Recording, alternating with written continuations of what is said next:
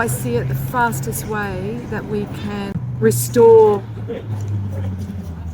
this beautiful garden planet that we have and the health of our global family is to reinstate what was lost during the Age of Empires, the last 2,000-year astrological age of Pisces, where we have, the two fish and polarization. Ironically, the fish is the ancient symbol of the mystic.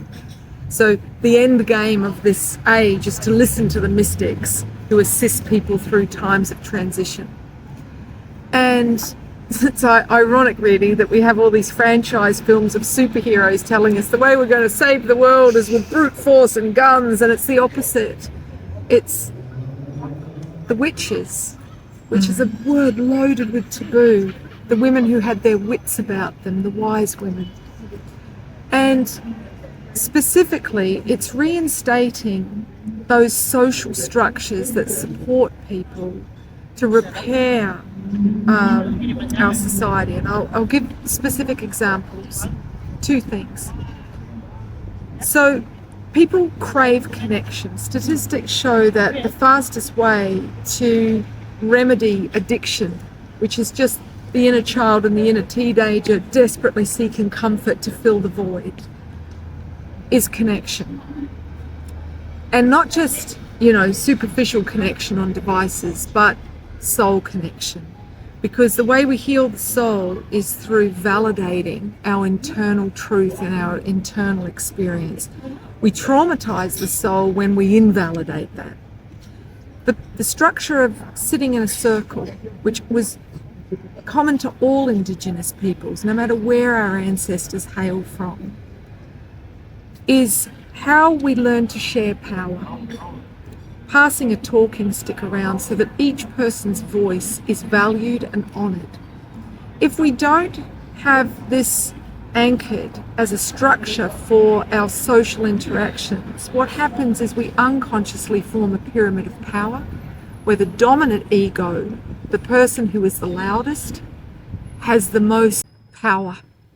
And people arrange themselves into pleasing and appeasing the dominant ego. And this is how we end up with tyrants at the helm.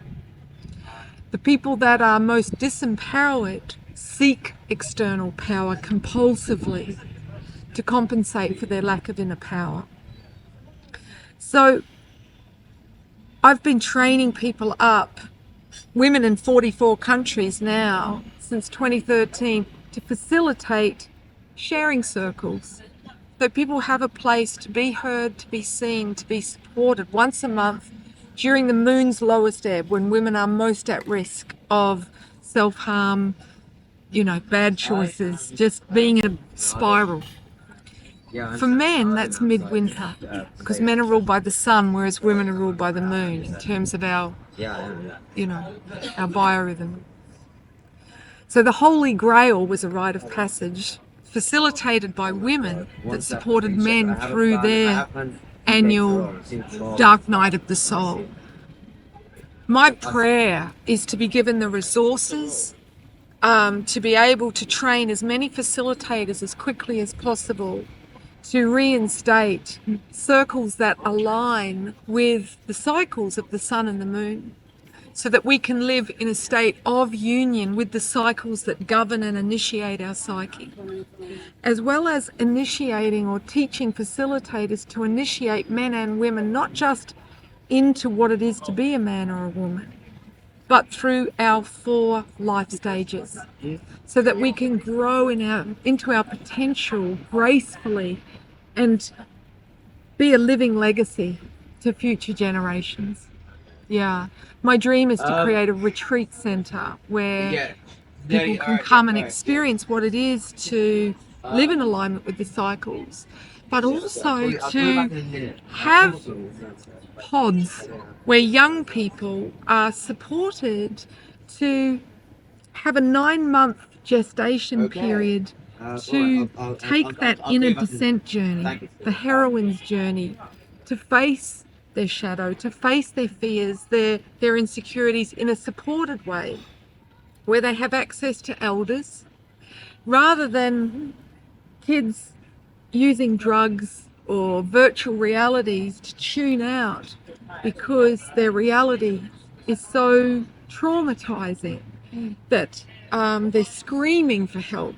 You know, when we look at the escalating rates of anxiety and depression and suicide, particularly in our youth.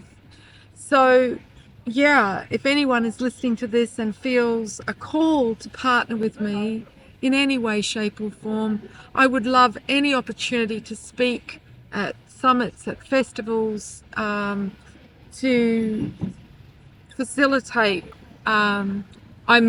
I have no plans right now. I'm completely at the mercy of whatever great mystery is going to bestow upon me as a vehicle to dispel this. But I know that I have something of great value. If people want to know more about what it is I'm speaking about, 2 books. I've written 6 books, but the 2 that I would recommend as a starting point. My last book, The Grail, which maps the ancient mystic tradition of the Grail, which teaches people how to live in alignment with the cycles, to create personal sustainability and sustainable relationships and sustainable communities, because we can't make our planet sustainable if we can't sustain ourselves. If we can't keep a pot plant alive, we can't save the Amazon we can't be effective parents. So that, and also the book Goddess Wisdom Made Easy, which was published by Hay House, and it's been translated into Chinese, French, Slovenian and Turkish, and it's in English. That introduces people to the ancient wisdom of the feminine.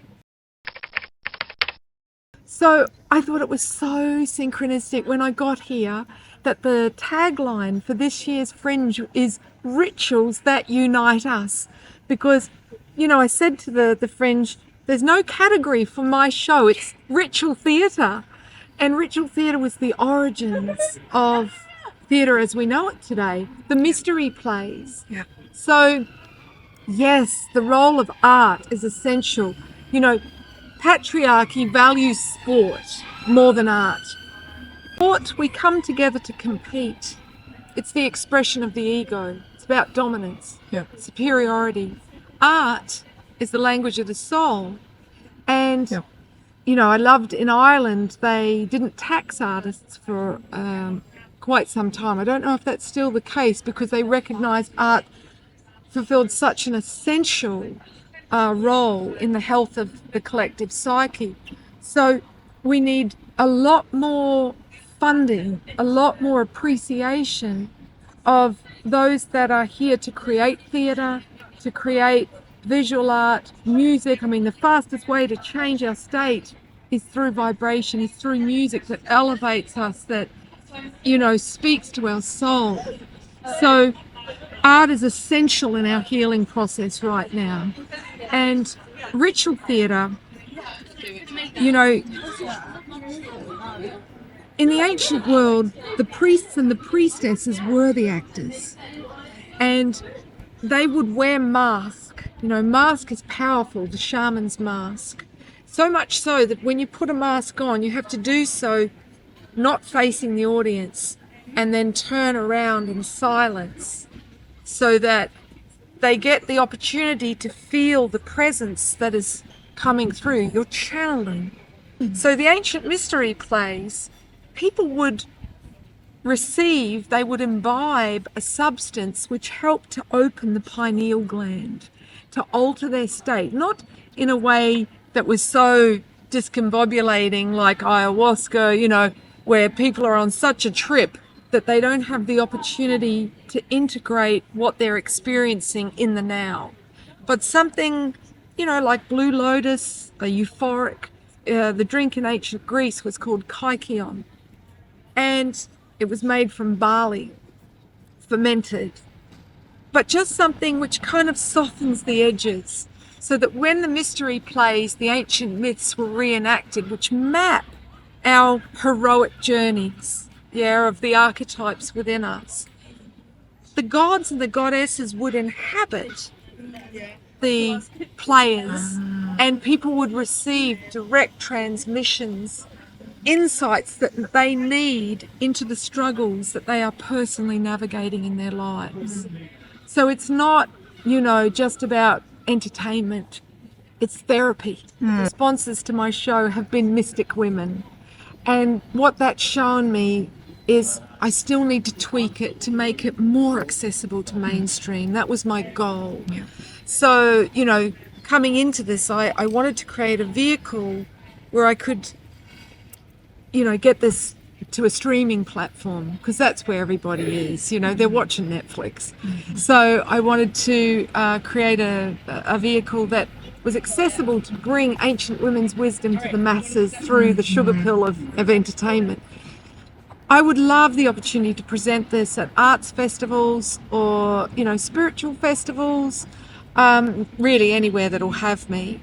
I think it would work well as a film and television medium, particularly because it's half animation. But yeah, I would love to take it on the road. I think it would be, gosh, I'd even love to roll into a town or do a tour where we present it during the vortices of nature, such as the equinoxes and the solstices, at pivotal points on the Earth Mother's grid, places where the dragon lines cross, in a pop-up tent, like an evangelical tent city, where during the day people can come and experience mystic practices, like breath work or ecstatic dance, or, exactly. And then in the evening attend the mystery play. Because mysticism is all about the experience, connecting directly with the force, with the life force